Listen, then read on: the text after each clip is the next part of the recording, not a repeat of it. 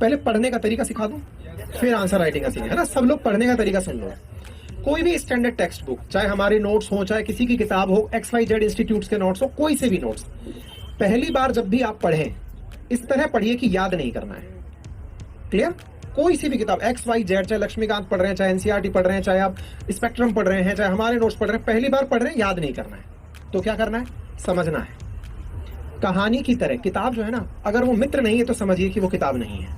वो आपको भाषाओं में अगर नहीं उलझा रही है ना कि हाँ बात ऐसे चल रही है, मुझसे संवाद चल रहा है लेखक का, पढ़िए आराम से, तसल्ली बख्श तरीके से पढ़िए। इतनी प्यारी भूमि है आपकी, नॉइज पॉल्यूशन नहीं है, सब बढ़िया से सब कुछ चल रहा है, आराम से पढ़िए। पहला काम। सेकंड राउंड में ये सभी लोग अपनाइएगा जो विद्यार्थी पढ़ाई कर रहे हैं। पहले किताब पढ़िए, पढ़ने के सेकंड राउंड में पेन लेकर बैठिए, फिर पढ़िए। और फर्स्ट राउंड में अगर आपको लगता है आपका कंसंट्रेशन अच्छा है तो पेंसिल लेकर के पहले ही राउंड में बैठ जाइए। आपको लगे कि मुझे ये लाइन आते हुए दोबारा देखनी है, उसे वहीं अंडरलाइन कर दीजिए। याद नहीं करना है, मैं बहुत कॉन्शियसली बोल रहा हूं इस बात को, है ना।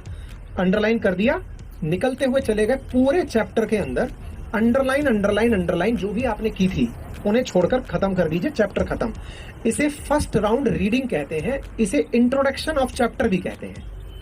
इसका मतलब ये मत लगाइएगा कि मैंने पढ़ लिया, ये हमारी फोटोग्राफिक मेमोरी है, विद इन 5 मिनट, और डे बाई डे यानी शाम खत्म होते होते ये गायब हो जाएगी। जो चैप्टर बहुत अच्छे से समझ में आया इवनिंग तक वो याद भी नहीं रहेगा। जस्ट लाइक इसका उदाहरण समझना, अगर मैं यहां से निकलता हूं तो मुझे रास्ते में बहुत सारे व्हीकल दिखे, बहुत सारी जगह निकलती हुई दिखी, मुझे सब तो याद नहीं है ना। ईश्वर ने हमें इस तरह का विजन दिया है कि हम पहली बार में जब कोई चीज देखते हैं तो हम सही गलत तो पता लगा लेते हैं कि ये रास्ता है, ये नीचे उतर जाएगा, ये कीचड़ है, ये गड्ढा है, ये पत्थर है, पहचान लेते हैं। याद नहीं करने दिया, ये हमारी ईश्वर ने एक समझिए बहुत ही इंटरेस्टिंग तरीके की उपलब्धि हमको दी है।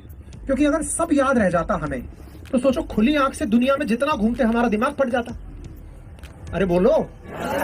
इसका मतलब ये हुआ कि हमें सब कुछ याद नहीं रखना, ये स्किल है। और हम क्या सोचते हैं कि यार हमारे तो याद ही नहीं हो रहा, हम तो गजब फ्रस्ट्रेट है यार, हमारे तो मेमोरी खराब है। अरे भाई सब याद नहीं रखना है, समझो स्वस्थ हो। तो फिर क्या करें? फिर याद करो कि आप उस रास्ते से जब दोबारा गुजरते हो आपको वो चीज दोबारा याद रहने लगती है। आपको ध्यान रहने लगता है कि भाई यहाँ एक मोड़ था, इसके बाद एक ब्रेकर आता है, वो मंदिर है। अपने दोस्तों को पता बताने लगते हो। पहली बार जब अपना रूम लिए थे याद नहीं था, दोबारा जब जगह जाने लगे आपको सब याद रहने लगा। भाई सुन, वहां पान की दुकान है, वहां चाय की दुकान है, वहां तक आ जा, वो जगह याद रहने लगी। फिर आप फ्रीक्वेंसी के साथ तीसरी बार वहां जब पहुंचे तो अब आपको ये भी समझ में आने लगा कि इतना कदम चलने के बाद ये मोड़ आएगा। आप अपने दोस्तों को बताने लगते 300 मीटर लेफ्ट चल दे, फिर राइट ले लेना, कमरा आ जाएगा। ऐसे हुआ। पढ़ाई भी ऐसे ही है। पढ़ाई कहती है फर्स्ट गो में जब आपने चैप्टर पढ़ा मैं बिल्कुल नहीं घुसूंगी। आपको लगता है कि नहीं साहब मैं तो इंटेलिजेंट हूं, पहली बार में आ जाना चाहिए, नहीं आएगा। पहले अपने आप को इंसानों से ट्रीट करिए कि आप स्वस्थ हैं अगर पहली बार में याद नहीं रह रहा है, और अगर रह रहा है ना तो बीमार है। ये भी समझिएगा, फर्स्ट टाइम में याद रह रहा है, बीमार है आप, फट जाओगे बहुत जल्दी। पॉइंट को कंटिन्यू कर रहा हूं। फिर जो आपने अंडरलाइन बनाए थे ना बेटा, अगली बार सेम डे ही, या तो इवनिंग में या अर्ली मॉर्निंग में, अर्ली 30 मिनट्स ऑफ मॉर्निंग में उन अंडरलाइंस को वापस देखो। क्योंकि अब अगला चैप्टर पढ़ना है अपन को, लेकिन जो सुबह सुबह की फ्रेश मेमोरी है ना, कल दिन भर में जो हमने अंडरलाइंस किए थे उन्हें दोबारा देख लो। सेकंड राउंड कंप्लीट, कोई बात नहीं।